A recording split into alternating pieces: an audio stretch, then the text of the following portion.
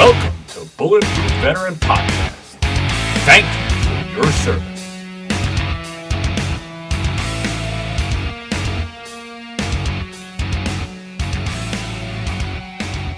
All right, welcome back, everybody, to Bulletproof Veteran Podcast. We have a really good one for you today. It's a topic that I love talking about just in general, and it's that transition from the military to the civilian world. And there's so many different ways that we can talk about that transition. We've talked about the mental health aspect. We've talked about getting into the trades and that type of stuff. But there's this whole other world of corporate America that I think sometimes gets pushed to the side, and how we can kind of transition from the military into corporate America. And I have a guy that has kind of tackled that topic on the show today. Today we have Adam Poe. He is the founder and president of ProVet. All right. And basically what ProVet does is exactly that. They look to take those skills from the military and get that into corporate America. So they do leadership training. They work on resumes. They work on job placement. They work on how do we take a guy who maybe was in the infantry and says, well, I have no skills that are for corporate America. Well, that's not really true, but we just have to figure out how to get those skills and use them for business, whatever that business may be. So we're going to get into all of that. Adam, thank you so much for coming on the show. Man, it's an honor. I really, really appreciate it. And that was a fantastic summary of what ProVet's about. You hit it nail on the head for sure. Very cool. Very cool. Before we get into ProVet itself, let's hear a little bit about you, where you came from. Did you have any ties to the military? What you did before ProVet, all that kind of stuff. So please tell us a little bit. Absolutely. So I was born in Jackson, Tennessee. I grew up in Memphis, went to school at Tennessee Tech University in Cookeville, Tennessee. Knew that I wanted to start out in insurance. I was a third generation insurance and financial services provider. My father did that and my grandfather did that. So it was kind of an easy transition from college into that industry just because that's what I had known multi-generationally. And through that, what I found was there is a big difference between success and fulfillment. And so as my book of business continued to grow, I found the value that I was able to really contribute to this industry sector was being able to develop and grow my team members and then be able to go into other agencies and develop and grow other agents. And so in 2019, I opened up a leadership development firm called Omeda Consulting. Omeda is Greek for powerful team. And I focus on developing high performing teams with businesses between 5 million and 250 million a year in annual revenue. Wow. Okay. So what got you into dealing with veterans and the military and that type of thing? Because I could see that from a team's perspective in insurance and in business. It's very important to have a kind of a cohesive unit, especially if you're working projects and stuff like that. I mean, I see that all the time in the military because I was in the military. But for somebody that wasn't, why did you go that route? Sure, that's a great question. So in insurance and financial services, the main catalyst of why I wanted to get into that is the financial piece of it. Because if you do it right, you can do well financially. Mm-hmm. But what I found was my worth, like my dash in between the day that I was born and the day that I die, needed to say something about me. And being in insurance and financial services, I just wasn't able to generate that impact because I got in it for the wrong reasons. I had the success, I had a high performing agency, a high performing team, but at the end of the day, my fulfillment wasn't there. And so I got into the leadership development space, figured out what my niche was, and then go to around December of 2019. I was talking to my brother-in-law. He had just returned from his deployment. He was right at his re-enlistment period. And I said, so are you going to be re-enlisting? And he said, if I knew what I could do outside of the military, I would absolutely do that. But I got in at 18. This is what I'm really, really good at. And so I'm just going to continue to do that. And so that was a way that it was just kind of like where the stars align. We have those moments in life where it's just like, this is what I need to do. And I had never had a moment of clarity like that until 2019. And I was like, I need to remove barriers of entry for veterans that want to make that transition but don't know how, which is why myself and the entire ProVet team came together to create ProVet, which is to give them that elite corporate leadership training, which I've got a big background in, the development of team and being able to kind of translate their experiential knowledge from the military and show them how that directly applies to different corporate leadership roles. So when we talk about corporate leadership and stuff like that, listen, it's a corporate job. Like, for a lot of people, they're like, yeah, so you sit in an office where you're crunching numbers. What's this big deal with having certain skill sets and stuff? Listen, if I can sell insurance, I can live in corporate America. Why do I need a specific knowledge base beyond that? So what are some of the things that you look for or identify that really helps and really gets people to that successful point in a corporate world? Yeah, and that's a fantastic question. So when we were originally kind of scripting out how we wanted to build out ProVet, we brought together 20 veterans and 2 organizational psychologists, and we studied the experiential leadership that is offered in the military. And then we also looked at what are the different ways that you can be either a peer leader or in a different leadership position in a corporate world. And we drew the parallels between them, and anything that was on the corporate side that wasn't on this side, we created a 12-week curriculum around. So the ProVet curriculum lasts for 12 weeks. And here are some examples of the information that the veterans learn about. It teaches them what are the different personality types, what are the different strengths and weaknesses in a business sense. Like, can you give these people a task and trust them to be able to do it, or does there need to be continual follow-up? Mm-hmm. Is this person much more affiliated with the social side of things? Are they going to crush it in a networking event, but you need to follow up with them on the administrative side of things? What are the different leadership topics that can be used to be able to really influence their discretionary effort to go above and beyond what's required? Because at the end of the day, in a corporate leadership position, it has to deal with clarity in your communication and the way that you can directly and indirectly influence your team. And so that's what a lot of our curriculum is based on. We also dive into what does a good team culture look like? What does a great team culture look like? How do you empower your team in order to get there?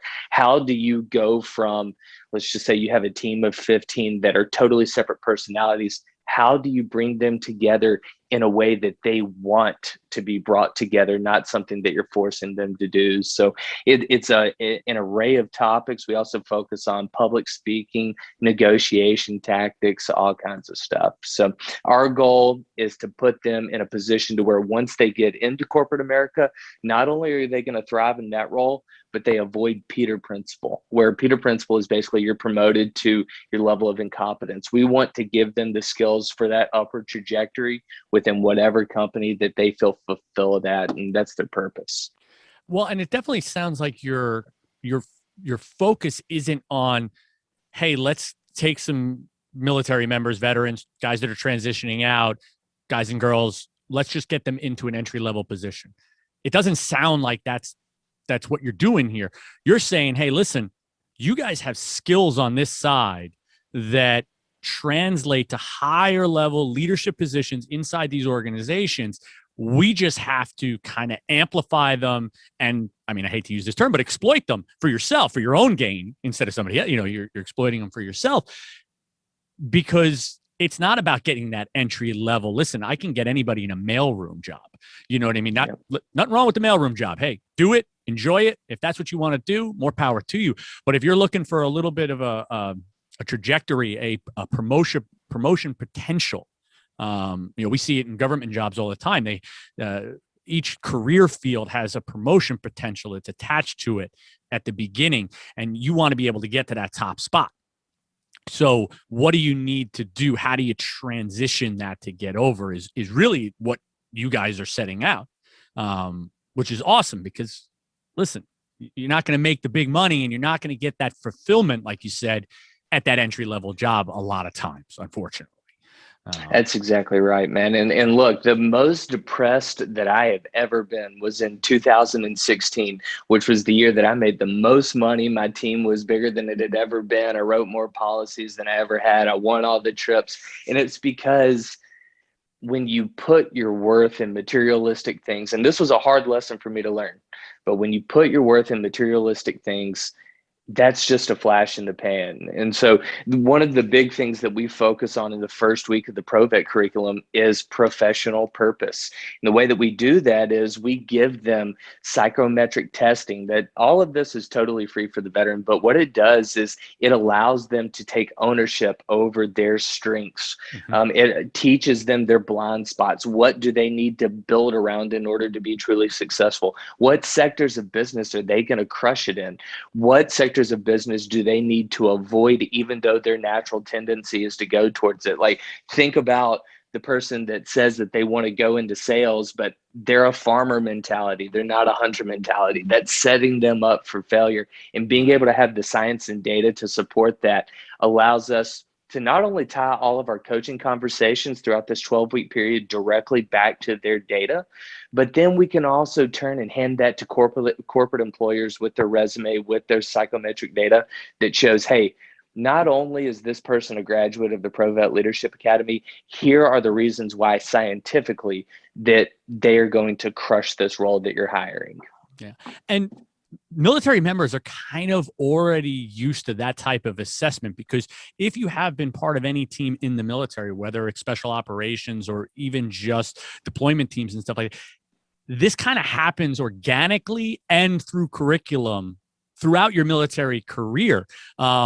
You talk about the Myers-Briggs, you talk about the Hogan assessment, all these different things, verbal deductive reasoning, all of that organically happens in the military. Even if you're not using those terms, leadership is doing that, especially during assessments and stuff like that. If you are going special forces, that's happening. There's a reason that they put teams together in the Navy SEAL community, Ranger community, all these different things. It's happening in other areas as well. Leadership uses these things. When you go to higher level leadership training in the military, they teach these techniques to build teams. NASA has done it. For astronauts, when they were doing the Apollo mission, they specifically looked at different people's skills, traits, and said, hey, these people need to be able to work in close contact under high stress with complete autonomy. Maybe just because you're the smartest guy and this guy's the smartest guy, but if you two can't work together, we got to put you on different teams. And that's basically what you guys are doing. And you can hand that, like you said, to corporate America. Man, perfectly summed up. I mean, I couldn't have said it any better. And the other thing is you've got a lot of firms out there that will tell you specifically what to say that employers want to hear in order to get your foot in the door. But if it's not a genuine representation of this person's strengths to where they can actually, walk the walk and talk the talk, then it's setting them up for failure. So being able to really grow them and allow them to figure out through their accountability mentorship how they can leverage their strengths to be head and shoulders above their competition in whatever field they desire. That is the old give a man a fish, he'll eat for a day, teach a man to fish, he'll eat for life. And so that's kind of our goal. Yeah. So what does this 12-week kind of course look like? And listen, I know you're tailoring it to the individual with this assessment and what you're doing, but in a general way, what does this course kind of look like? Say I apply, you do my assessment, and I get in. Okay, what can I expect? Sure. So the biggest things that we wanted to deliver was accessibility and easy to access. Okay. So there is no rigid schedule, in each of the topics, whether it's public speaking, negotiation, understanding the personalities, leadership styles, they are in masterclass style format. So instead of having to read a 15-page document, we've got it summed down to between an 8 and 15-minute video that's in our LMS system, to where, let's say that you're waking up at 5 or 5:30, drinking coffee, grabbing a piece of toast, you can watch the video for the day, and it gives you something to just be more aware of in your interactions while you're going through this program. And that's going to be 4 days out of each week. You get a bite-sized video of e-learning that is available to you, and you can power through the week all at once if you want. You can do it in the mornings, evenings. There is no requirement for that. And then on the 5th day is what's called application days. So every veteran or their spouse that comes through the program has an accountability mentor that's paired with them. And they are a veteran that has their master's and or doctorate in organizational psychology or organizational leadership that has already made that transition. And they can really lead with hindsight. And their goal is to be able to make that transition as easy as possible and then tie all of their questions or developmental opportunities back to their data to where everything has a purpose on what they're working on. Let's say that in the Myers-Briggs portion, I'm sure that you're familiar, but on the first letter of Myers-Briggs, it's either an I or an E, introvert or extrovert. Right. If you've got an introvert that could test really, really well for a sales role, but they haven't had the opportunity to do a lot of public speaking or a lot of influence. In the sections of our e-learning curriculum that are about public speaking and influence, the accountability mentor will know, hey, we probably need to stop and talk about this a little bit more because this is something that you really have the potential to be good at. So I want to fine tune that a little bit. So it is tailored to the veteran. Over the 12-week period, not only are they getting the video e-learning curriculum, they're also getting a tailored resume. They're getting interview help both in person and virtually. They're getting salary negotiation training, and then they're also getting a tailored civilian suit upon graduation. And then based on whatever sector of business that they want to go into, we have a lot of corporate sponsors that have a concierge line to our ProVet executive director. And basically about 30 days before graduation, that executive director is emailing all of our companies saying, hey, what are your hiring needs? And based on what they're saying, whether it's IT or HR or sales, we're able to turn over their resumes and then psychometric data to show them why these ProVet candidates are going to be fantastic. So hopefully they graduate and then next day have a job lined up. That's our goal. Well, and listen, that's the huge thing that can really help a lot of people, because sending resumes in and applying for jobs cold, it's, first of all, it's horrible. It's awful. Yeah. Mentally, it can be such a pounding hammer on somebody that's already going through enough, whether you're about to get out of the military or you just did. That 6 to 12 months after the military is a danger zone for military members. That's when veteran suicide is the highest. That's when just dangerous habits can form, drinking, drug use, things like that. I'm not saying that every veteran falls into that. I don't want to just paint it with a broad brush, but there is data that shows that is a very dangerous period of time. If you compound that with, if you have this idea that, hey, listen, I want to go work for Merrill Lynch. I was in the military, say I was finance. So I wanted to go that route. I think I can get that job. So I start hammering my applications and I'm sending them out and I'm doing Merrill Lynch or I'm doing, some of the other big financial giants. And I'm not hearing back, or I'm getting no's and doors slammed in my face. You're already dealing with enough just getting out of the military. Now you have this idea of, maybe I made a mistake here. Maybe I'm not cut out for civilian life. What am I going to do for money? Am I going to end up working at McDonald's? Like, is that all I can do? Is that, I'm going to have to just take the first thing? I'm not going to be able to negotiate a salary because I'm just going to have to grab onto the first thing that they give me because I'm going to be so afraid that I'm going to lose it. So having that warm application drop instead of the cold application drop, where you have a leg in and you're giving more than just your application resume, you're giving that data, the psychometric data that goes with it to show that you are that right guy, girl, whatever. You're the person for that job, is huge. That's a huge bonus for the veteran. You're exactly right. And I tell you, when I started doing my competitive landscape analysis, back in 2019, when we were even talking about ProVet, the amount of placement agencies that basically just send veterans links and say, hey, apply here, apply here. And there is no warm handoff.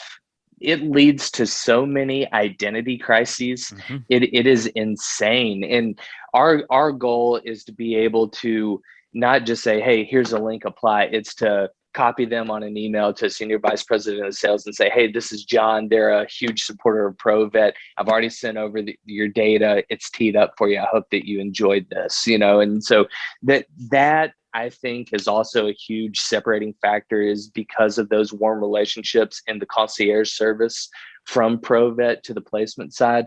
It makes it such a warm handoff, like what you said, because we can't afford to let that piece of this puzzle slip, because there's too much to lose at the end of it. It's too much of an opportunity cost to the veteran. So. Yeah. And like you said, now that you have that kind of warm handoff, now the veteran has a lot more confidence going in, and maybe they do negotiate that salary a little bit more. Correct.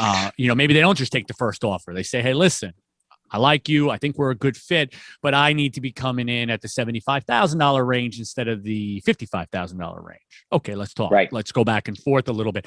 I know when I took my government job, I did not know I could negotiate the salary. When they gave it to me, I signed on the dotted line. Didn't know enough.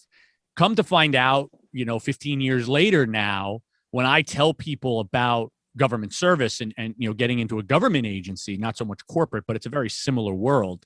I tell you can negotiate that handoff salary. You can negotiate, certain things when you come in, location, salary, and those two for government positions really tie in together because there's locality pays, there's different things that go into it. So, you can make better decisions and start off already a leg up from other people that didn't know that information.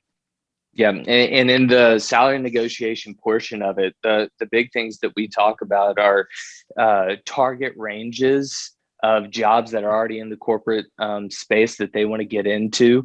And then two, owning their worth. I think that the biggest thing, just like you were talking about, is being afraid that they'll lose the opportunity altogether. Mm-hmm. And at the end of the day, this isn't about going into Jersey Mike's to make a sandwich, unless that's something that they absolutely love. Like one of our top candidates, 2 master's degrees, came out of the military after 12 years. He had tried for jobs for like 9 months, 8 or 9 months, ended up going and making sandwiches at Jersey Mike's. We ended up getting him through the program, and now he's with Department of Defense contractor. But it's the little things like that are going to make a huge difference in the confidence, and that pours over to family life, that pours over to personal well-being and introspection. Like, it's such a ripple effect that then they can go and pour that into their communities. So that's the ultimate goal, is to create a better world by putting more veteran leaders into corporate America. And it gives you so many opportunities when you have that confidence and when you have a little bit of financial backing now, because if you do want to go out and start helping, say you want to open up your own nonprofit, having that good job behind you now allows you to do the things that you want to do outside of just work. It doesn't have to be about just work. And if you're going through a course like yours, now you have the team building skills, the selection skills, the understanding of how to run an organization outside of just maybe a team that you ran in the military, that now you might have a successful nonprofit. Because I'm sure, as you know, running ProVet, very difficult to run a nonprofit. That is a very difficult space. There's a lot of competition.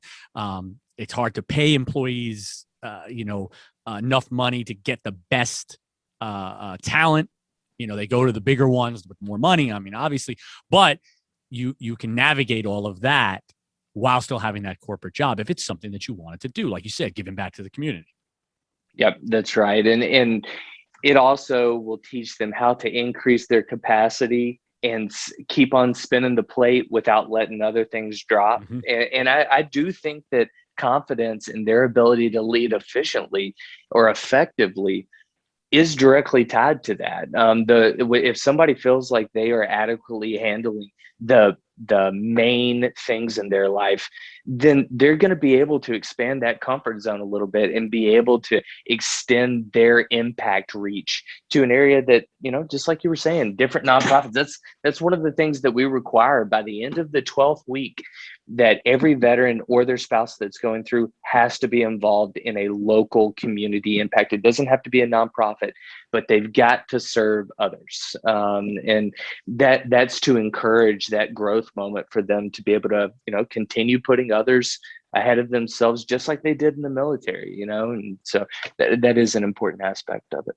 And usually that comes pretty easy to most military members that want to get out there and want to help. It's that we've talked about it on this show more than I can say. But it's something that I love hammering home is that it's a service. It's a mentality of service. So whether that's serving your country in the military, or it's serving your country by making sure your community is the best community that it can be, or that the next guy coming up gets the same information that you got, and you're making it a little easier for them because now they maybe don't have to search for it.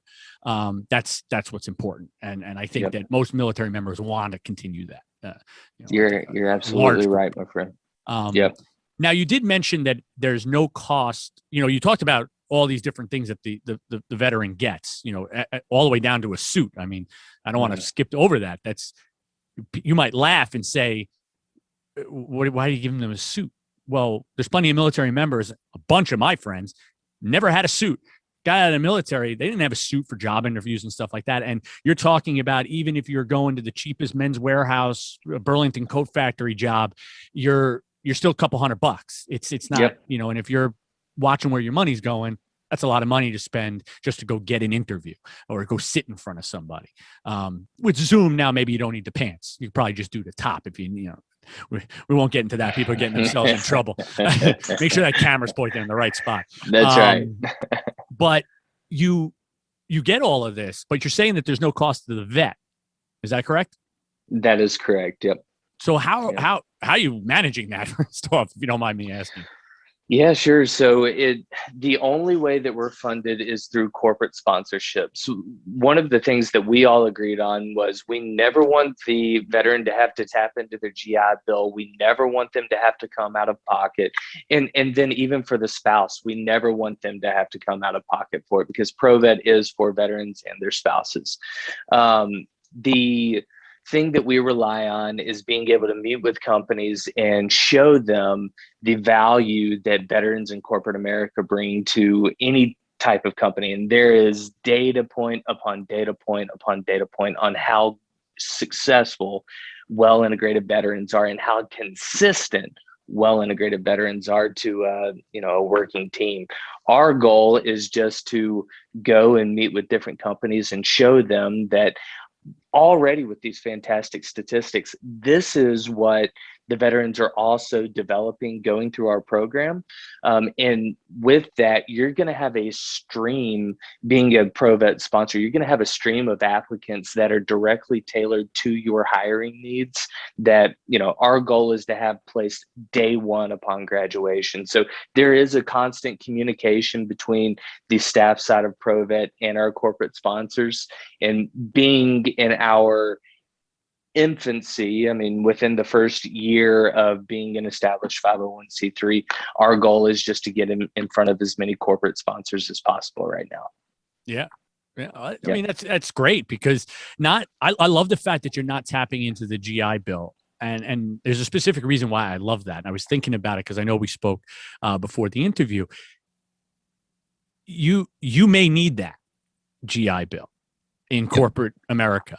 There is a lot of continuing education credits that are needed in most companies, whether that's to attain a master's or even get your bachelor's if you haven't gotten there yet.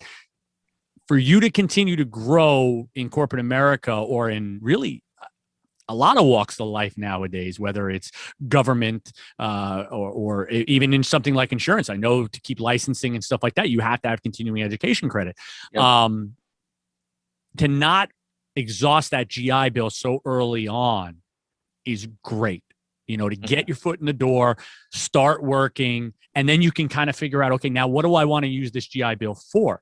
Do I need to get a marketing degree? Should I aim more towards communication? Should I go for the business management? You can say, or do I not need it at all? And now I can transfer it to my kid, or I could just go take some weird courses that I wanted my pilot's license. Crap. All right, let's go. Yep.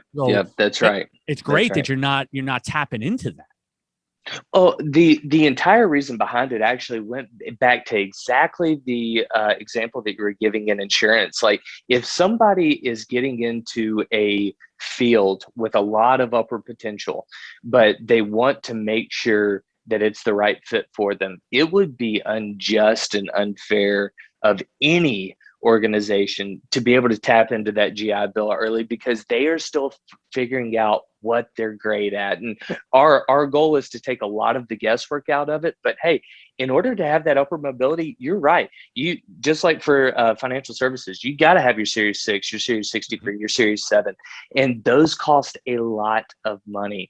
And so, yeah, we never want to be able to do that. And then the other thing, depending on what field they go in, like one of the guys that we had go through the program, he was a medic and he went to go become an EMS, I believe. When he went through the college, his experiential credit, he got 8 experiential credits and he needed 60 in order to get this degree. And his argument was, look, I have been there when people literally had their legs blown off, and I'm the one who saved their life. And you're telling me that I don't even get enough for a part-time student in their freshman year in order to become an EMS? It would be a disservice of us to tap into those things that should be automatic, but they're not. So that's the thing that we can control. And so that's our hustle right now, is just getting in front of as many corporate partners as possible to take that barrier out of the way. Yeah, and I don't think you're going to find, I mean, I'm sure it's not easy, but at the same time, I don't think there's a lot of walls that you have to break down to convince intelligent CEOs and intelligent human resources professionals that are inside these organizations that this is beneficial for both sides. Yes. Because when you talk about the statistics about how good veterans really do in corporate America, we stay with companies longer, we promote higher. Okay. Yep. We generally earn better for them. We work harder. I mean, and like you said, there's plenty. This is a veteran podcast and I'm going to, fluff everybody. There is data points that show exactly these things. It's not, you can't dispute it. So when you go up to these guys and girls that are in these high level positions and say, hey, listen, I want to give you a direct funnel to a pool of employees that are going to do the best for your organization. We're just asking for a sponsorship. They waste more money. Correct. Correct. These companies waste more money than that. Yeah. And the beauty about it is like, if you look at it from a marketing budget perspective, it's still bringing more value than advertising or Indeed or Monster, because you're getting tailored to your need. Exactly. And then on top of that, it's the 501c3. So it's also a tax deductible donation to a great cause. So it is the win-win-win, like what you were talking about, for sure. And so one thing I did want to ask you about is the resume side of the house. So you get a resume when you're all done with this, correct? That is correct. Yeah. Okay. Yeah. Working with resume builders, I've done it in the past with some friends and stuff. It can be very hard for a veteran to understand what information should go into a civilian resume from their military service, especially depending on what their MOS or their AFSC or whatever their job was in the military. I was a mechanic, translated pretty easy into a resume. All right. I was a mechanic. I could write about it. But what I didn't know and what I learned was you worked on a fleet that was $1.2 billion. You maintain throwing those dollar amounts. You didn't just change alternators for a living. You did all of this money saving things in the background that really do well in a resume. Those are the bullets that people want to see. You didn't just steal a transmission out of one vehicle and put it into another. You saved the government $2,500 just in that one clip, and that's how you have to write it. So do you have a system where you're kind of helping that veteran jog their memory of the things that they did? And then how do we write that in a way of dollar signs and things that, corporate America might kind of focus and fixate on? Yeah, absolutely. So it's actually like basically a 3-step process on the resume. So we initially have a Google survey that goes out to each class, and it asks for the specifics like their name, their address, their LinkedIn profile, URLs, all of that stuff. And then it gets down to the specifics. And we want them to write it as bluntly and as simply as possible. What were their direct responsibilities in the military? And once that survey data is gathered, that goes to our executive director. And then we have an entire team of creative writers that basically create suggestions that then go to our accountability mentor. And our accountability mentor and the veteran have their one-on-one each week, like what I was talking about. Yeah. And so they walk through line by line and basically confirm that if this was their duty, then they explain this is why it would be a good application on their resume. And they kind of talk about the connection between their roles and responsibilities, because even though it's just as good on paper, if they can't verbalize that to their employer, it's worthless. And so it is basically an onboarding conversation and kind of giving the context behind the content, if that makes sense. Yeah. So, yeah. And it's so true, because I know for government interview, if you're going government, if you're going that route, the interview is that it's basically a package deal with how well you do on the interview and what does your resume look like. And a lot of it is tying that work experience on the resume to a question that was asked during the interview. They do that on purpose. It's very big. The stars cars method of interviewing and answering is very big in the government. They want to hear the story. What was the problem? What was your assessment of it? What did you put into place? And then what was the result of that? And they want to see that, hey, it's a line item on your resume, but then it's also an answer in the interview itself. Absolutely. And one of the big things that we teach during the interview training portion of it is being solutions oriented versus problems oriented, because that is easy to say, this is the problem that I fixed, or this is the solution that I created, and then this is the problem that I fixed. And that gives them that leg room to be able to tell a fantastic story. There's actually 3 videos on how to be a great storyteller in our curriculum for those purposes specifically, because people relate to stories. And so we teach them how to use that in their leadership coaching. We teach them how to use that in team motivation, and then in the interview portion of it as well. And that's so important for the more technical people out there that don't relate in a story mentality. It kind of goes back to that scene from The Office. Office Space was the movie, where he's like, engineers can't talk to people. I talk to people. I talk to the customers. I love that movie, but it's so true that sometimes those technically based people have a hard time communicating a story to an individual. So to have that in the program is important, especially for that interview skill. You don't want to get away from that. Yeah, that's exactly right. Very well said. Yeah. So you complete the 12-week program. You get a certificate. Yes, that is correct. Okay. Yep. You get a tailored resume. You get some type of a job placement is in progress throughout this whole thing. So, there's obviously no guarantees, but that's what you're working towards as you're kind of going through the process.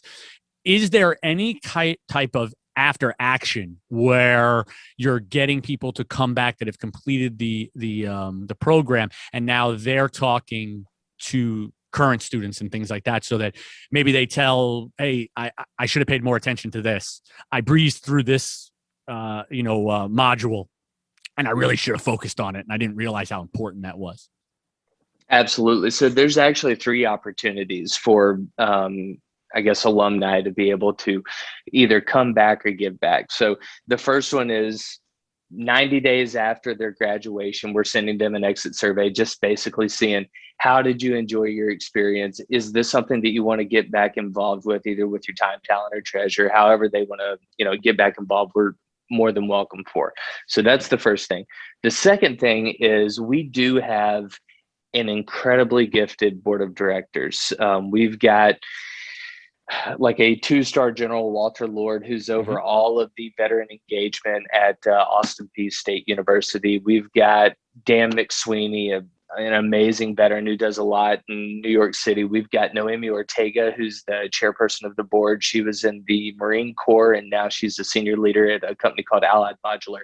But what our goal is to be able to get these high impact speakers and almost create a speakers bureau within ProVet. Because the other thing that I failed to mention, and I apologize about this, is we offer what's called Vet Talks. So once per class or 4 times per year, we have a TEDx style speaker that comes on and speaks to all of the classes. Because it's 12 weeks long, at any given period of time, we have 3 separate classes going through. So each quarter we have a TED or a Vet Talk speaker that comes on and talks about holistic leadership topics. And so that can range all over the spectrum. But as these veterans getting integrated into corporate America and they continue to grow the ranks and their experiences continue to grow, they have a wealth of knowledge that we're asking them to share. And so we do have them go through a vetting process, but eventually we want to get that back to like a networking event with different ProVet alumni, as well as having the keynote opportunities during our Vet Talks. So those are the 3 things. Yeah. Well, I think that's always an important thing when you look at some of these programs, to have people come back and have an honest assessment of, hey, I went through the program. These are the things that worked, and maybe these are the things that didn't work. I mean, nothing's ever going to be perfect. Even things you have pride in, you still can say, hey, I focused a lot on this and I should have been focusing on this. I didn't realize it. But now that I'm out and I'm in the workforce and I went through the bargaining process, I went through the application process, the interview, and now that I'm working, I could have used a little bit more on this. Yep. Focus on this, guys. So no, it's good that you give that opportunity. So you have this whole program, you package this whole thing together. How does somebody get started? We talked about everything from start to beginning, but how do you get started in? Because I'm going to guess you have a limited amount of people that can actually go through the program, especially considering the fact that the vet's not paying. So how do I become that applicant, say?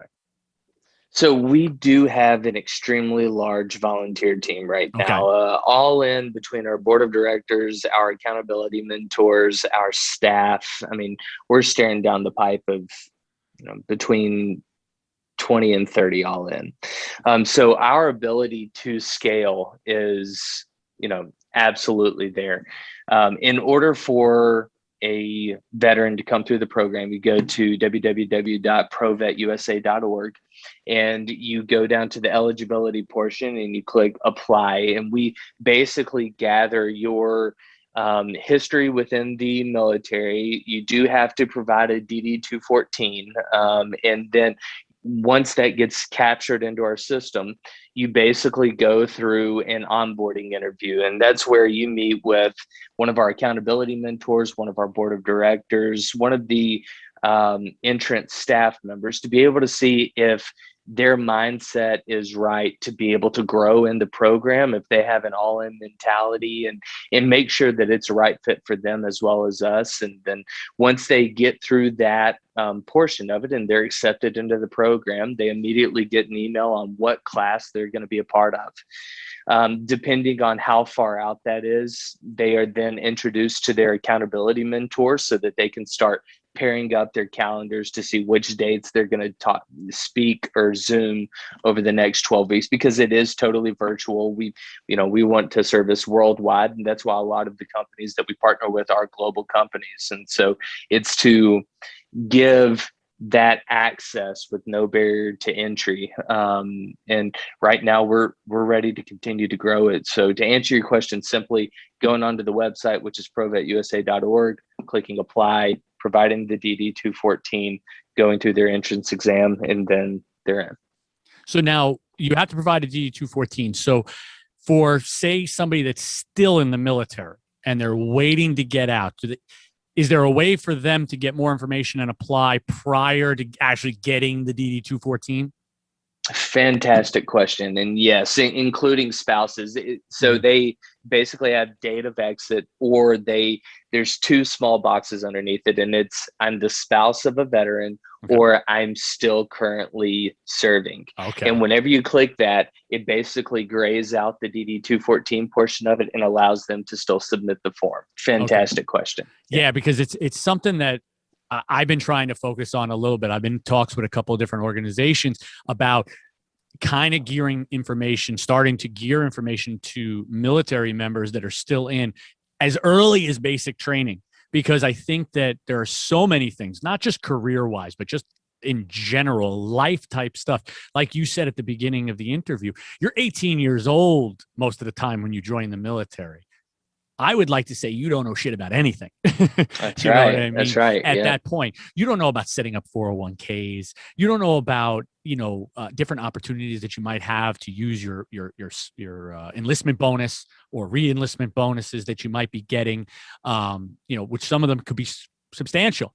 Putting them in a savings account or buying that new Camaro, probably a bad idea. That's right. Doing something that might set you up for success later in life. That's what we want to start giving that information.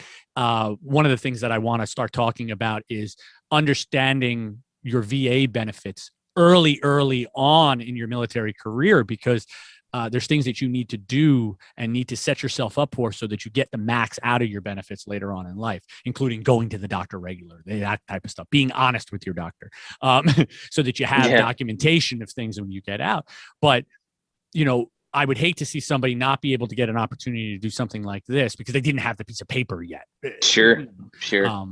And also it'd be great to let people know that there's these transition services out there, not just a month before they get out, but maybe a year before they get out, 2 years before they get out. So they're like, hey, that's something I'm going to keep an eye on because I might go that route. That's a fantastic point. And thank you so much for asking that question, because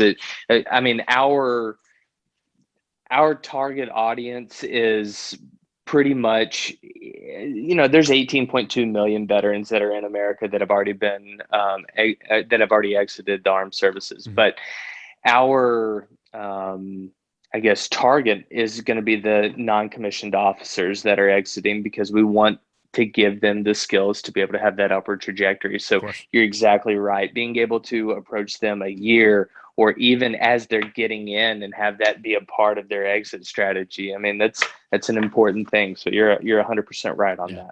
Yeah, it's something that I think is really lacking. I know it was when I was in, there was nobody really talking to you about smart things to do when you'd only been in the military for 6 months. They're all talking to you when you're about to get your foot out the door. And I'm going to be honest with you. Most veterans, they're just thinking about that door at that point. They just want to get out. They're not thinking about how to do it properly and really set yourself up for success. I mean, there's plenty that are, but most of the guys are just, hey, I'm booking out the door. I look like Roadrunner, and I want to get out and just enjoy my life. And we want you to enjoy your life. So we want you to be successful. Yeah, that's right. That's right.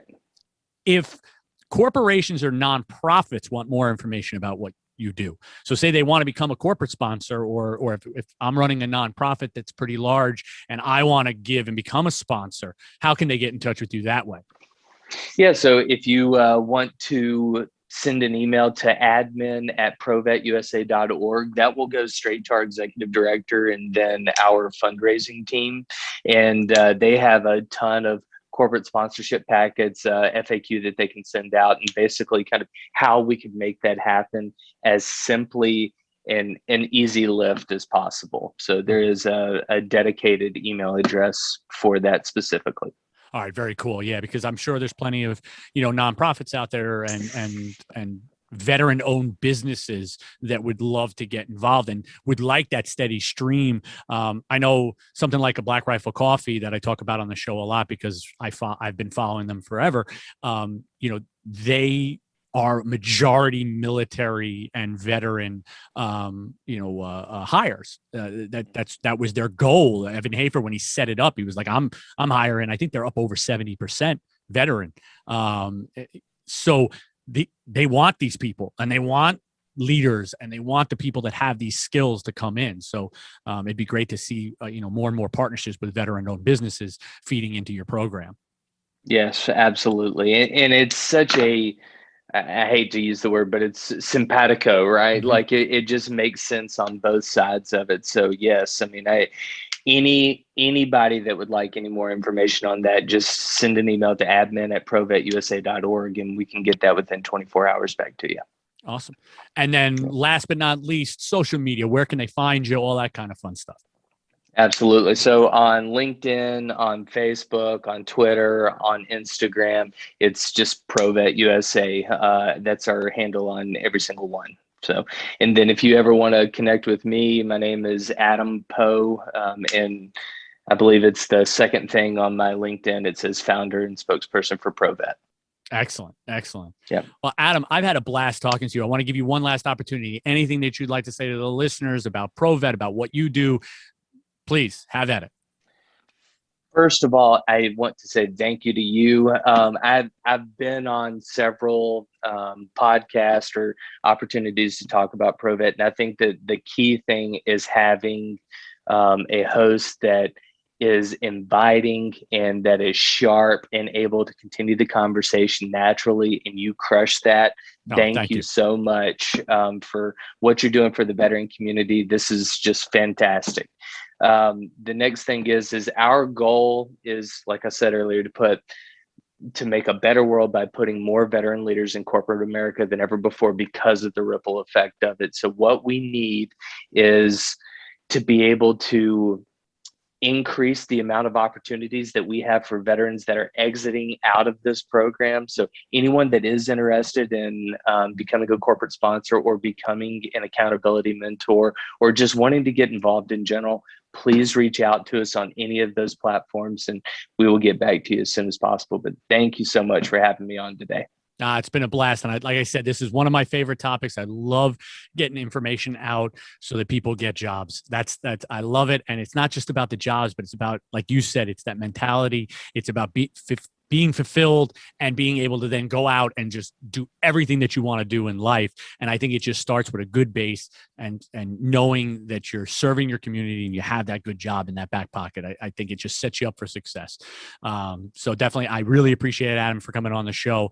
So for all the listeners, I hope you guys enjoyed this and you got a lot of information out of it. Check out ProVet. Get over to provetusa.org. Check out the Instagram, LinkedIn, all that stuff, and get more and more information about this. And if you know anybody that might be interested, maybe not just yourself, but somebody else, get this information over to them. So Adam, again, thank you so much. Hey, no problem. Have a great day. And you too, sir. Thank you.